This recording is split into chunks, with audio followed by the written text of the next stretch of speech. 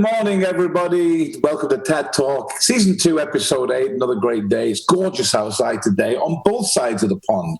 I believe it's about 27 or something like that, which is about 85, 86 in the UK. And here in Phoenix, it's like it is every day. Sun, blue sky, gorgeous. It's going to be a fantastic show today. And I've been looking forward to today's show for quite a while. First of all, a guy who we represent on the cruise ships and don't really know him that well, but I'm going to get to know him today from the Rocking Berries and Freddie and the Dreamers. Welcome to the show, Jay McGee. Hi, Jay. Hey, how's it going? All right. Nice to finally get to talk to you.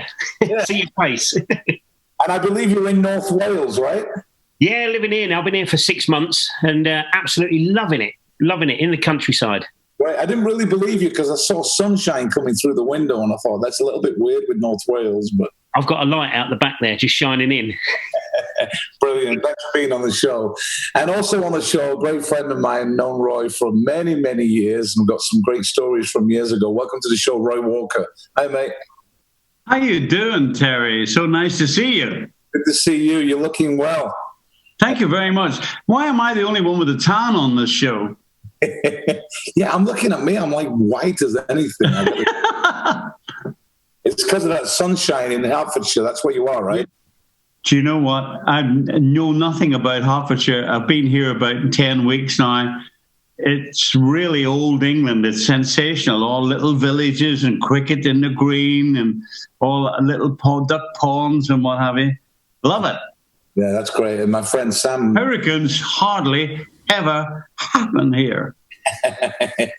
Well, it's great having you on the show. And we're going to start like we always do, which is our 3 random questions. And we're going to start like this. Everybody has a guilty pleasure. My guilty pleasure is eating chocolate and listening to Gilbert O'Sullivan. That's my guilty pleasure. But I'm going to ask these two who have had no prep tonight, what is your guilty pleasure? I'm going to start with you, Jay. What's your guilty pleasure? It's the same as you, Terry. It's got to be chocolate. And mine is, I'm a big Elvis fan, and I like all the 50s and the 60s. So that's my guilty pleasure always. Okay. So even my kids say to me, Dad, turn that bloody music off. I'm not sure you can be kind of guilty of liking Elvis. No, well, there's a lot of people out there going, oh, you're old-fashioned. No, he's never going to go out of fashion. He's the man. He's the man. What about you, Roy? What's your guilty pleasure? Well, my guilty pleasure, I think, would be soccer, my football team, which doesn't play anymore. I'm losing, believe it or not, I'm starting to lose a bit of interest. I was talking to a season ticket holder the other day, and he said he doesn't miss it. And that's really, really something which the whole thing might change after this terrible time is all over. But my pleasure is always listening to comedians. Even though I started out as a dance band singer in the 50s, comedy, and listening to comedians, especially well-celebrated comedians like Seinfeld and Richard Pryor and people, and Joan Rivers. Yeah. I just find them fascinating and very enlightening, and they light up your life. No, absolutely. In fact, funnily enough, we went down the wormhole of, we had Nick at the house the other day and started saying, hey, do you know any of the old comedians? And we showed the comedian show with people like Ken Goodwin and George Roper, Charlie Williams, and went down all of that. And of course, Nick knows you well. And then we got onto Peter Kay, and I found myself pissing my sides for 2 hours. And then I got to Phoenix Nights, to season 1, and found you on it. Yeah. Well, of course, they weren't famous then when they did Phoenix Nights. But okay. I find Peter Kay is now, he's turning into the mother-in-law joke. What do you call him? The mother-in-law? Who died very sadly. You know, my mother-in-law talked like that. Les Dawson. Oh, right. If you look at Peter Kay now, it just looks exactly like Les Dawson, you know. But he came around to my house, so I live in this big 4-story house overlooking the ocean and all that in St. Anne's.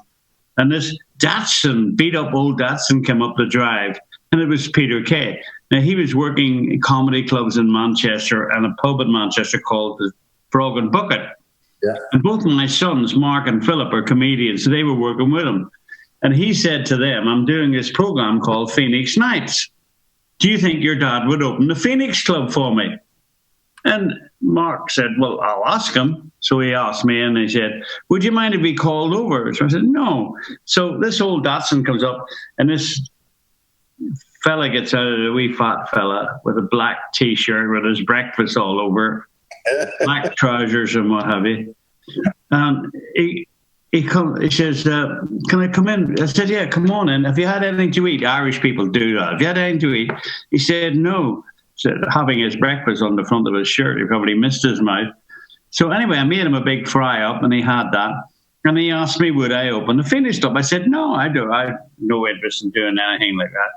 I said, ask Frank Carson. He'll go to the open living envelope, or anybody like that, any of the comedians, So eventually he talked me into it. He said, we'll pay you. I said, I don't want any money. I'll do it for you as a favour because our Mark says you're very funny, Yeah.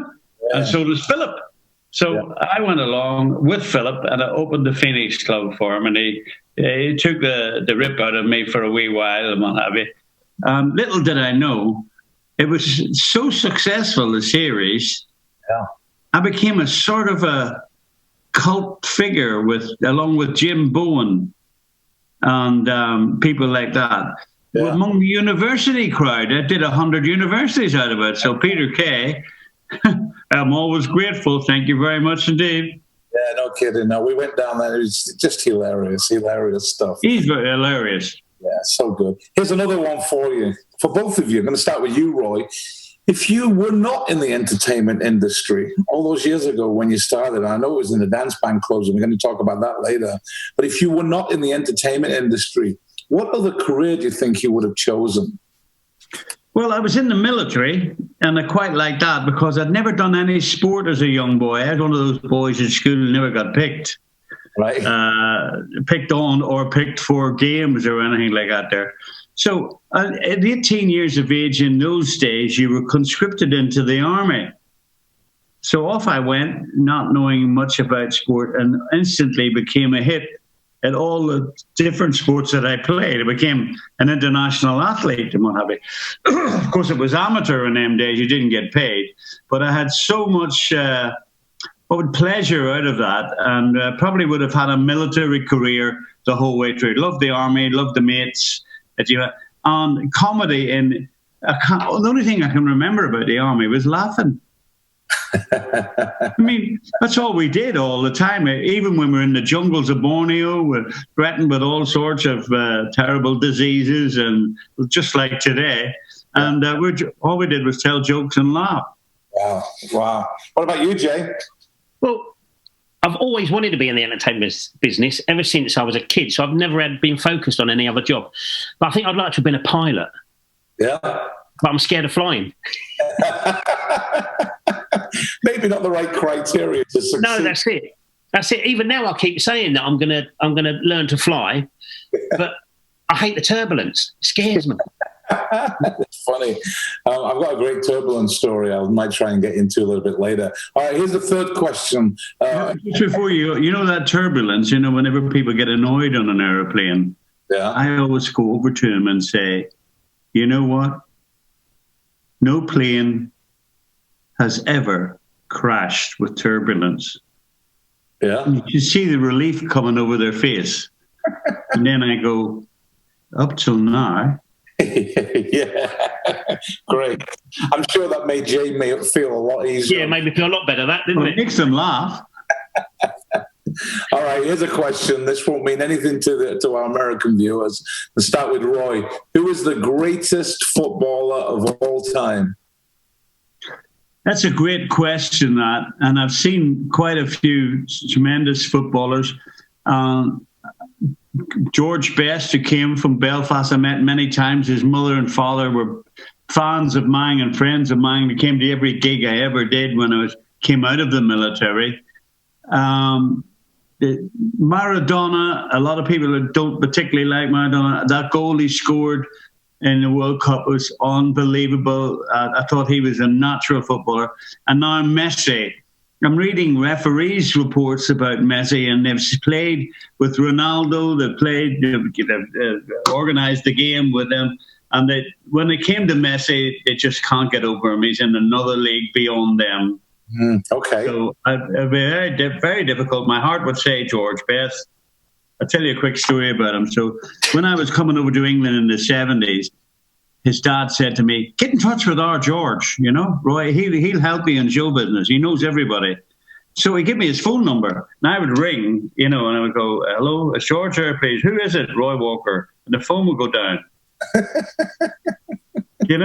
So about 3 or 4 years later, I was a struggling comedian and out with 3 other comedians for a night out in Manchester. And George used to own a club called Slack Alice's. Right. So we were outside it and went, do you fancy going in? So I said, okay, let's go in. So we went up and the guy said, are you members? And we said, no. He said, it's £20. That was a lot of money back then. £20. It was like 2 nights' work. So one of my comedian friends said, Roy's a friend of George's. I said, well, I'm not really a friend of George. I'm a friend of his mum and dad, And he said, hold on, I'll go and ask him. So he comes back and he said, George says hi, and it's still 20 quid. I like it. I love it. Jay, who's the greatest footballer? I've got to see. I'm with Roy on this. With the best, he was a phenomenal, way ahead of his time. But again, Messi, you can't. He's just an all-rounder. Yeah, absolute all-rounder. For me, it's Bestie. Always. Yeah. But 2 amazing careers here with these guests. Jay, how did you get started in this? I know the Freddie and the Dreamers thing came early, but how did you get started in the industry, Jay? Well, it's something I've always wanted to do ever since I was little. So when I was 15, I lied about my age, and I ended up being a Butlins Redcoat. Okay, where? Which one? At Bognor Regis, and that was in the early 80s. So I started doing that, and then met the Dreamers from Freddie, and they wanted a roadie. So I said, I'll come and do it. So I started doing that, and they thought I was funny in the dressing room. And they said, your timing, you've got good timing. They said, why don't you get up with Fred and we'll do a song called Short Shorts. And I go up, and that's how I got started with that. And then they left Freddie in the mid-80s and invited me on to tour with them over in Israel, learn a couple of songs and do a bit of comedy with them. And then it just snowballed from there. And then the Rockenberries saw me. And the rest is history. Been with them ever since. Brilliant. The Rockenberries were so hilarious. I'm looking at these photographs on there, and you've never had hair, mate. No, not for a long time. So, yeah. See, there's a couple of ones that I've got facial hair now, but they were done just a few years ago after I started losing the weight. So tell us about the weight loss. Yeah, I've lost 150 pounds now. I was 400 pounds. Wow. Good Lord. Yeah, 400 pounds. So I'm down to 250. So I only need 1 seat on the aeroplanes now, which is good. That's amazing. So how long ago were you 400 pounds? That was nearly 10 years ago, but I lost the weight in 2 years. How do you do it? Oh, I cheated. Had the operation. I had the gastric band fitted. Not cheating, though, is it? Not cheating. So yeah. So we've done a lot, and it's great now because people don't look at me when I go in the buffets on the ships. Which probably won't exist anymore. No, that's it. I mean, normally I'll just pull a chair up to the actual buffet car, you see, rather than take it to the table. That's amazing. But I mean, honestly, I actually had no idea about the weight loss thing. Yeah. So that's a big part. That's a big part of the act as well. The second show. Yeah. With that, I incorporate that into the main show. You see. So if anyone hasn't seen Jay on stage, I know we have a little video here. Just check this out of Jay in action.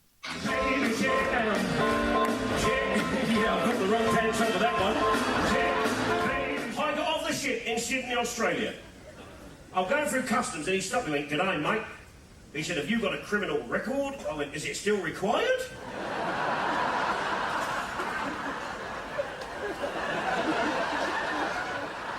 What do you call them? Spanks? Is it Spanks? I can imagine you lot in the cabin at 4 o'clock getting ready for captain's night, this like this. You open that drawer to get them big knickers out, you look, go step back.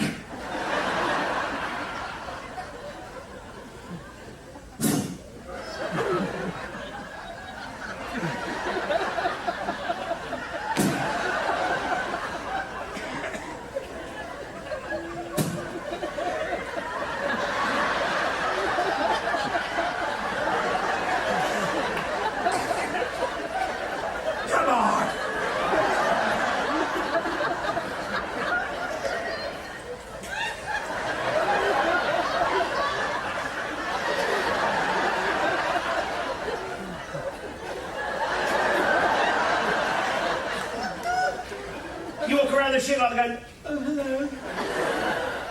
It's nothing. You come in here to us and go, oh, yes, love, we'll sit here. I'll never know how much I love you so. My only prayer will be God. For the people on the back, that was funny. For us blokes, it's not natural. Because when we are ill, we just get up and get on with it.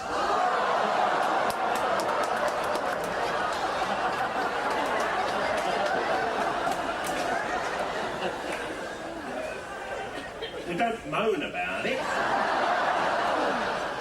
Pensioners are the new teenagers. And that's true. Pensioners are the new teenagers, because when you think about it, it's exactly the same. You don't work and you're all on drugs.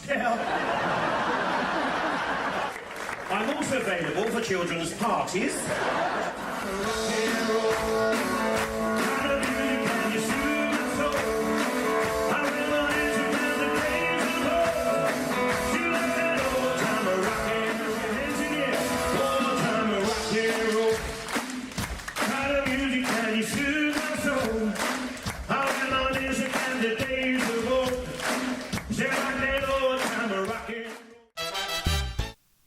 That's brilliant. I can't get over the weight loss. That's amazing, Jay. Good for you. Yeah, no, I feel a lot better. Feel a lot better now. Yeah. So do you still do stuff with the Rocking Berries, or is that? No, we've unfortunately the original one in the band, Chuck, has actually been diagnosed with dementia. So and once that's done, we was thinking about putting the band back together properly. So we don't know what's going to happen now. Yeah.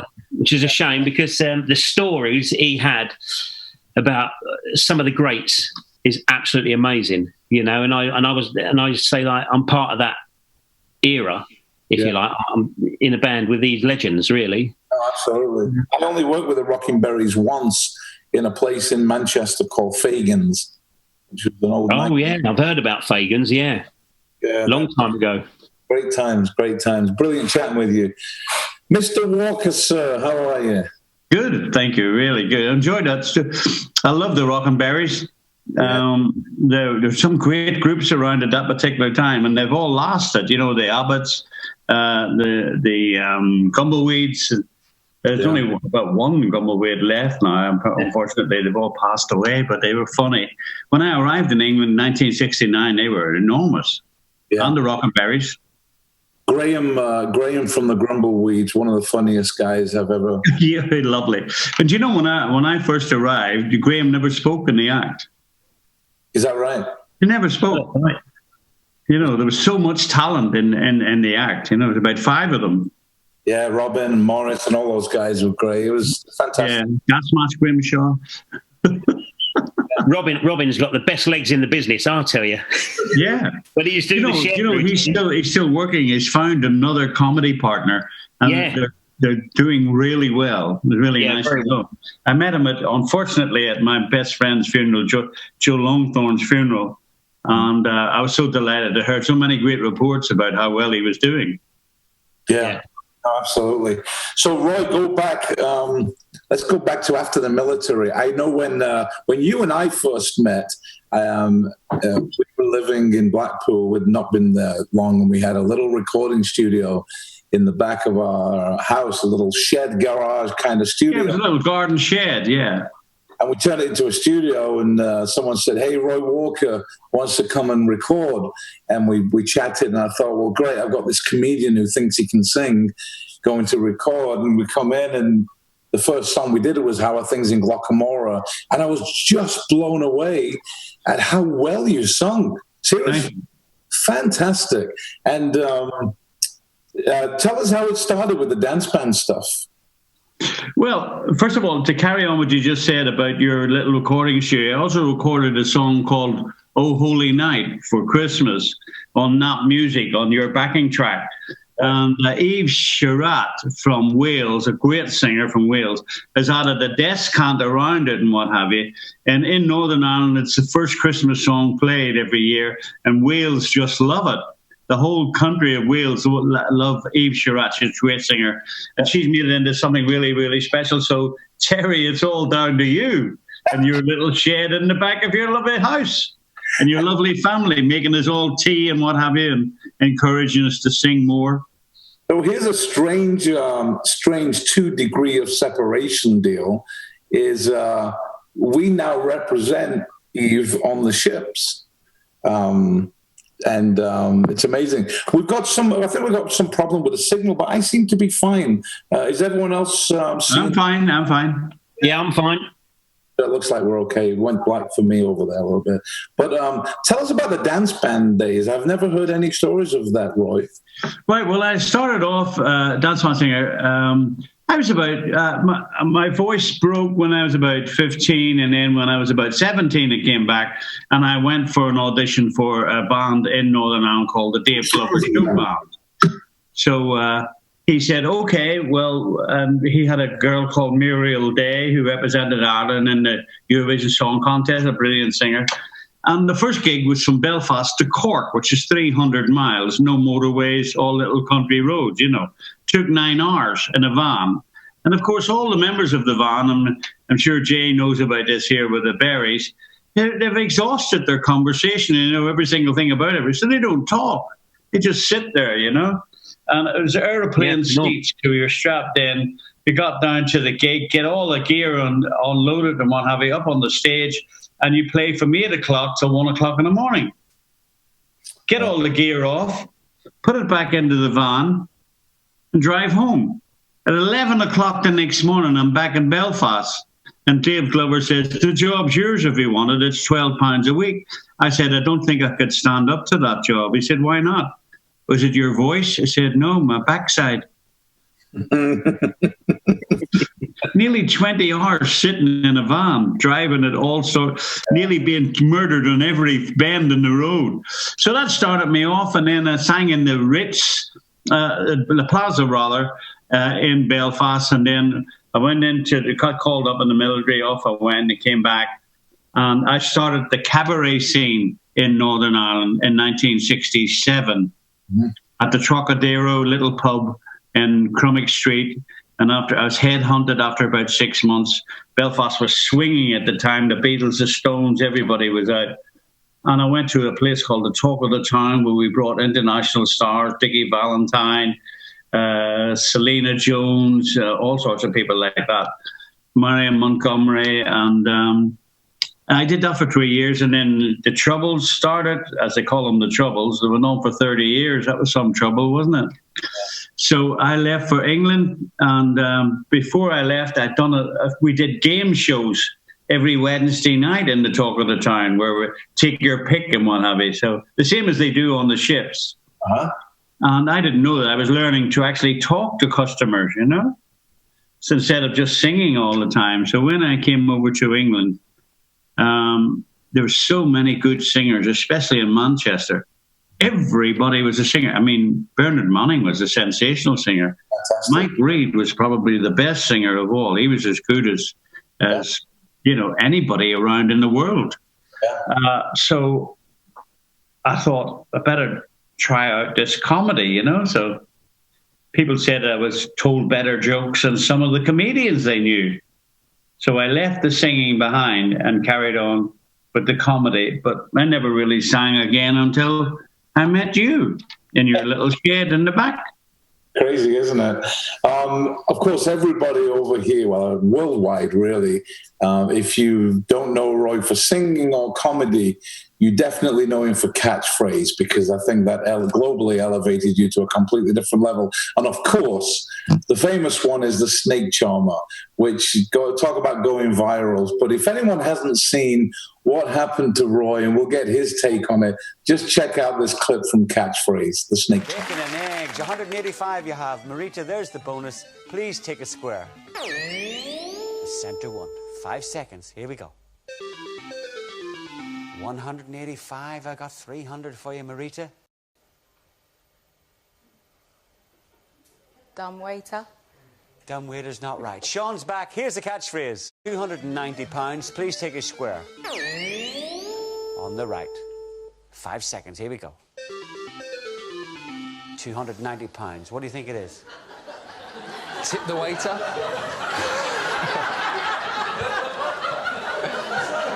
You're not right. Marita's back in play. Here's a catchphrase. Who's in the bonus, Marita?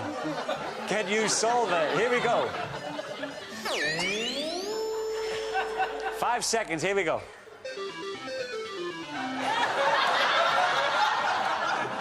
Marita.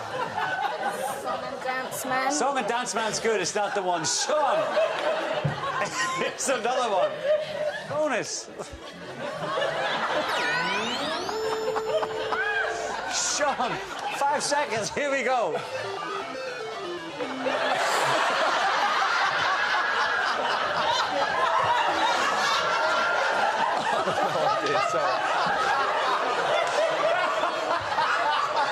Sean, you're going to have to speak or we'll run out of time. I have no idea, sorry. You've no idea. You don't.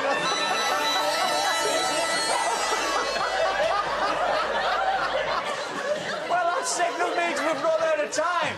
Watch your screens. Concentrate. Here we go.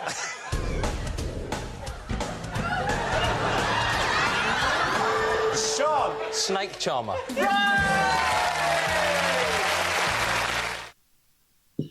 You know, it must have been one. I don't know. It must have been one of those moments where, if you're cognizant of it, you're thinking, "Wow, thank God that happened," because that's going to get some mileage.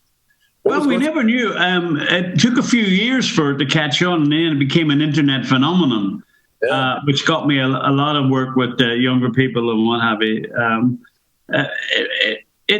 It was completely by accident, and it was very funny. And you're glad to get a little piece like that. It's like a hit record, isn't it? I've got to say, Roy, how you managed to not give about 15, 20 gags in that whole little routine must have been going through your head. Must have been unbelievable. Well, what you must remember, Jay, is I didn't know what was coming. So it seemed very rude the whole way through. As it turns out, it's quite tame. Yeah.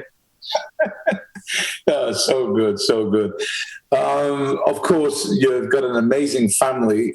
Sadly, lost your wife. What is it now? 25 years? 30 years ago, yeah. Oh, boy. And but two great boys, and my daughter, Josie. She's a West End leading lady and what have you. Two boys are comedians. You couldn't meet two nicer lads, and very funny. Both. As a matter of fact, they're too funny. Well, I think they started off by nicking your act, but yeah, on ships on the old Canberra, not only did they do my act, they gave the jokes to the other kids to do in the children's talent competition. So whenever I came to go on, they'd heard every joke. Well, to be fair, I nicked your act as well, because when I worked with Mark, I took it from him, so it was from you. Well, they're both brilliant. I have a Mark Walker story that you may not know, Phil, but we were in St. Anne's following Mark, I think. Anne can probably tell the story better than me. But we were driving from St. Anne's, so it wasn't your house, but it was somewhere there, driving to our house. Mark was in front of us and driving the car and pops his head through the sunroof. So he's still driving the car, but his head sticking out of the roof. Yeah. It's the kind of thing that Mark does. And of course, Phil is hilarious. Yeah. But Josie has become quite successful in her arena. I believe before the lockdown came, she was up for her third nomination, for an Olivier, and that's as a serious actress in a play at the National. So I'm amazed by it all. It really is a dream come true. Yes. I didn't encourage any of them to go into the business, but they wanted to do it. And they've definitely got the DNA.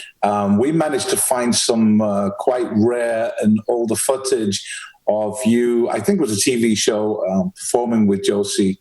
It's a long time ago. Check this out. Oh, a long time ago. That was the Kelly show in Ireland, yeah. Okay. I want to be the one you'll always turn to, the first to make your young heart miss a beat. The very first. The very first. Brilliant, Roy. Wow. You got to love that memory. Yeah, it was wonderful. The unfortunate thing is they've all been in show business thanks to Blackpool. Yeah. If we hadn't have lived near Blackpool, it would never have happened.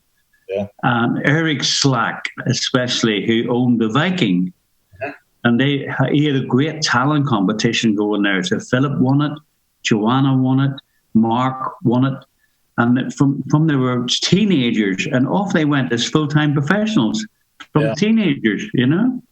It's an amazing time. Blackpool does get a bad rap quite often when it's talked about, but it's for years and years, such a hotbed of talent. We only lived in Blackpool from 92 to 2000. But my God, I mean, everything from people like yourself and Joe Longthorne, and it just goes on and on and on and on and on. People are in there doing those 12, 15, 18-week summer seasons on the piers and in places like Leighton and Winter Gardens. Fantastic. They've all gone now, haven't they? We don't get them runs anymore. No. I live next door to Les Dawson at the bottom of his garden, and he loved Blackpool and what have you. Danny LaRue loved Blackpool. Bruce Forsyth, all these people. We'd sometimes like 15 big West End shows running. And then the social clubs, the Leighton, the Central. I started off in the Central with a fella called Johnny Duffy, who was like the Joe Longthorne of his day. And of course, I saw Joe Longthorne start off in the Leighton Institute. And I've done the Opera House with him. He's filled the Opera House. He passed away last year, unfortunately. One of the nicest guys. He had one of the biggest talents we've ever produced. He lived in Blackpool, Joe actually wanted to be the front man of the Rocking Berries. He kept trying to get in for years at the beginning. You're kidding, yeah? Oh, yeah. Yeah, Joe always wanted to be the front man of the Rocking Berries. He kept asking Chuck. That's amazing. Yeah, Joe was absolutely sensational. One of the biggest talents. Always someone I wished would have. I wish that had been involved in my side of the industry 20 years ago and brought him to Vegas because he was stunning. Yeah, stunning. Your stand-up, aside from catchphrase and so on, is renowned. We've had quite a few people on the feed from Ireland saying that you're one of the best comedy exports from that weak country, as they say. But for anybody who knows Roy only from catchphrase, he's a very, very funny man. Check this out, Roy on stage. Some boys were really good with girls at school. What was those games we used to play? Hey, doctors and nurses. Oh, I was always the ambulance driver. Had braces on my teeth the first time I kissed a girl. My trousers fell down. That old prostrate problem. I overheard two fellas talking in the pub. One had a stutter.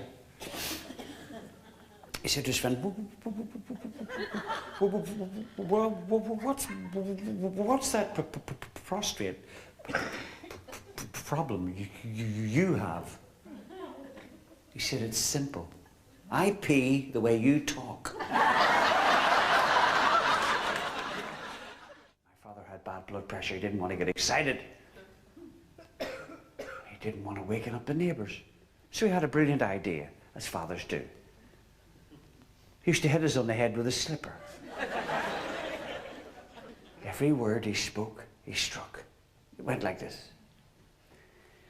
How many times have I told you to be in this house at 11 o'clock at night? Hey, hey, hey, hey, hey. The blood pressure took over. He forgot who he was. Do you know who I am?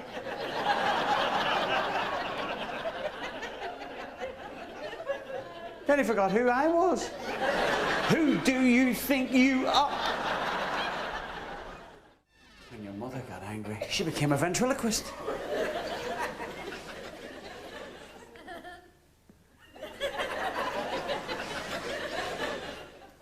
Get in the house. Get up the stairs. There's only you deliver stuff like that, Roy. It's great delivery. That was a while ago. One of my, my favourite memories of you when we were in Blackpool is jumping in your SUV and driving down to Old Trafford on a Saturday afternoon when the games used to be at 3 o'clock. And, of course, you used to joke that the only reason I went was for the pies. And I did partake in a lot of pies, but great times. We both share a love for Manchester United. Yeah, there was a wonderful time because all those young boys came through from the junior teams and what have you. And Fergie had arrived, and we saw everybody's career. You know, we saw Giggsy, we saw the Neville brothers, we saw Nicky Butt and Paul Scholes, and who could forget Eric Cantona? You know, so we were very fortunate to see all that. Yeah, that's when we were going. I don't know if you remember. You and I went to a reserve game.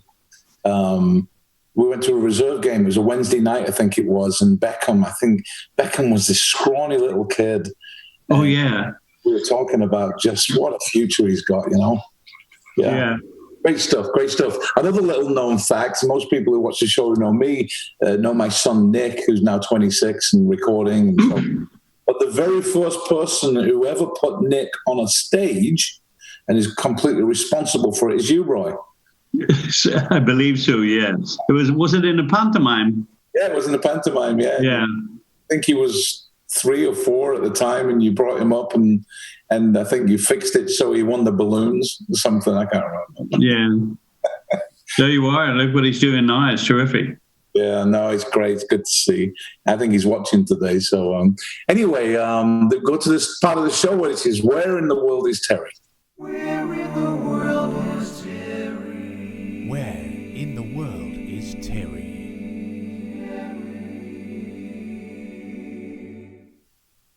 And so this is where I changed my virtual background, thanks to the wonders of Zoom technology, which is what we're all doing these days. And I changed my background to make it look like I'm somewhere else. For example, that would be me in my New York office. Yeah. Or where it might be. Or, of course, I always like to put myself here, Roy, on every game. Old Trafford. Where we used to sit. But today, we're going to change it a little bit. I'm going to do a little drone video above a city.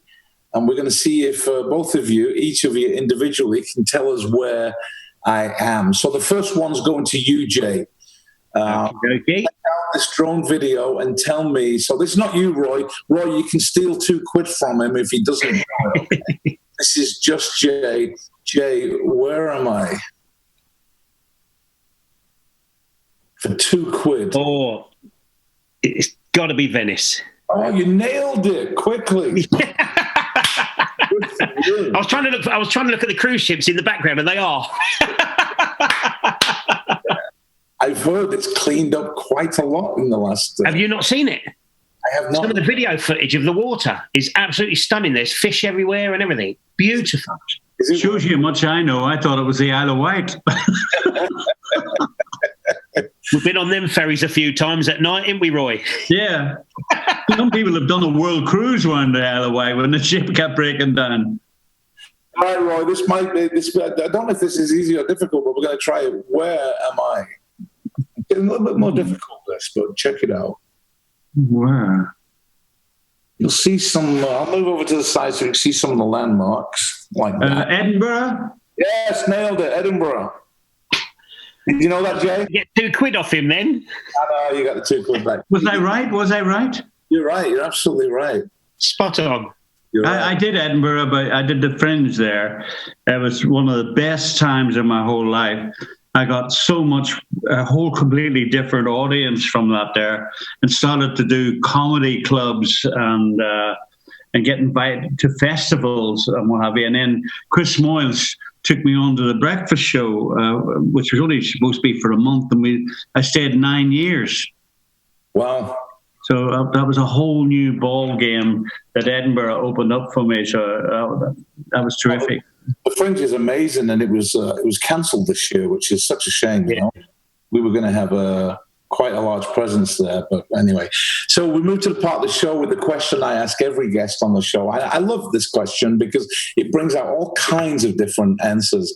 And the question is this: if you could spend the next 60 minutes with any two people, anyone, dead or alive, known or not, historical, family, whatever, in any one place in the world, who would you like to spend the next hour with? Where would you go, and what would you talk about? So I'm going to start with you, Roy. Two people, one place, anywhere. Two people without even having to think about it. One would be Muhammad Ali, probably the greatest boxer that ever lived, and a great gentleman. Yeah. And he changed the whole of the world. He changed America. He changed everybody. I met him once. He came over to a tiny little mosque in South Shields in the 70s and what have you. And I broke through the crowd and shook hands with him and what have you. And I shook the hand that shook the world. Yeah, that's right. So the other person would be Sir Tom Jones, probably my favorite singer of all time, alongside Elvis and Frank Sinatra and all that there. But I never got to meet them, but I got to meet and work for Sir Tom. I did a tour the first time he came back to Great Britain, way back in the 80s, and finished up doing 14 shows at the Albert Hall with him. It's 13,000 people a night. And he was just wonderful to work for. You know, him and his son Mark, and what have you, unforgettable days. All right, so it's you, Muhammad Ali, and Tom Jones. Where are you going? Oh, where am I going? Is that the question you're asking me? Where in the world do you want to be with yeah. Right, probably New York. Okay, New York City.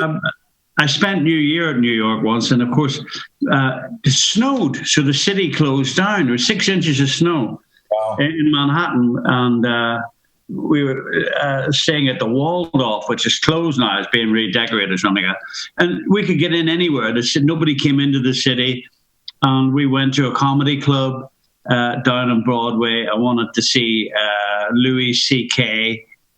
We went into this comedy club. And everybody was from Britain on holidays. And they all recognized me. Or Irish, lots of Irish in there, and they recognized me, you know. So I'm sat there and doing selfies. It's very embarrassing for the other comedians. So I have to go out into the hall to do and come back in. So the compere, a very funny guy, said to me, "Excuse me, sir, you never ever speak to anyone when you're sitting in the audience in a comedy club. Never ever answer them, okay?" So he said, "Yeah, excuse me. I've been watching you for the past hour," he said, "and I have no idea who you are." And I said, "Do you know, I was thinking the same thing about you." That's funny. Jay, two people, one place. What are you going to talk about? It's got to be Elvis for me. Got to be Elvis. At Graceland, I'd love to be in Graceland and just sit and talk to him for an hour about everything. No individual thing, just everything right across the board of his life. And it's absolutely the king for me. He's going to be with you, talking with him. Oh, do you know what? This is quite a strange one, really, because I weren't that made. I never used to be really keen on him. And then all of a sudden, he just done something that blew me away, and that's Ricky Gervais. Oh, yeah. Ricky Gervais, for me, I just want to get in his mind. I'd love to get in his mind and see how he works, and that, because it's. I mean, if you've watched Afterlife, he can have you in hysterics in 1 minute and bawling your eyes out in the next. Amazing, isn't it? Yeah. And the timing of that, to be able to do that is a talent and a half. And I'd love to just get to know how he does it. I think he did it in Derek as well. I think he did it in both shows. Yeah, Derek. I'm watching Derek again now. Started watching it again. I'm watching Afterlife again. Second season. I can just. It's the strangest combination of Elvis and Ricky Gervais in Grace. I know. That's the way my mind is. TV in America, I'll call you back. That's funny. That's funny. I tell you what, I came close to Elvis, as close as anyone could get to Elvis, because Tom Jones's backing singers back in the 80s went to school with him. Really? And they were also Elvis's backing singers. Well, I traveled on the bus with them, and they hear the stories about him. You never hear anyone say a bad word about Elvis. Apparently, he was a nice man, you know? Yeah. We've done a festival here in the UK as the Rocking Berries. And we used to do an Elvis festival for a company called Yesterday Once More. And I actually performed and done the show. And when we came off, I was the Jordanaires, the original Jordanaires, were following us. Yeah. I got to talk to them, and I met and had a chat with Ronnie Tutt, the drummer, Elvis's drummer. Yeah. Phenomenal. And like you say, Roy, nobody would ever badmouth him. There was never a bad thing to say about him. Yeah. You know? Anne and Nick, for my 60th birthday last year, took me to Graceland, on a trip. And it was phenomenal. We did the whole tour. But one thing I never knew about him was that there was a section, there was a lady talking about him who used to work for him. And she said Elvis never signed checks. Everyone else was spending his money and writing his money, except once a year. And he would only sign the checks because he gave 50% of his own income away to charity. And those are the only checks that he signed. He would sign those personal checks, the ones that will go in, that he gave to people. Isn't that stuff you hear about him? It shows you the person, you know. Unbelievable. No, it's fantastic. What a great show this has been. I want to spend hours. We didn't talk much about Man United, which is very surprising, but we'll probably do that off camera, Roy, and see where we're going with the team right now. Yeah. But it's great having both of you on the show. Thanks so much for joining us. It's been tremendous. No, it's been an absolute pleasure. Thank you for having us. It's brilliant. Thank you. It's really good to see you. And you too, Jay. Yeah, not seen you for a while, Roy. It's good to see you. I've got a bottle of red waiting for you. And Roy, you're coming to Phoenix, I believe, when this is all over. We're going to come. I'm hoping, yes. My cousin, my name is Robert Walker. That's my real name. But there was someone, the famous movie actor, Robert Walker, Strangers on a Train. Yeah. He had that inequity, so I had to change. And I quickly adopted my cousin's name in Arizona. He lives in Arizona. And his name is Roy Walker. Okay. So whenever we go out together and his wife says Roy, we I have to be Roy too. Absolutely. Well, it'd be great when you come over to Phoenix to get together. Well, I'm looking forward to it. If I'm still alive. Yeah, I'm sure you'll be sticking around for a while. How old are you now, Roy? 79. Are you really? You look fantastic. Good for you. Still getting away with it. No, you're tremendous, and there's a lot of people don't know it about you, but you're such a wonderful person. Aside from all the fame and everything, you are such a down-to-earth, wonderful, wonderful man. I vouch for that one. Huh? I vouch for that one. Yeah, definitely.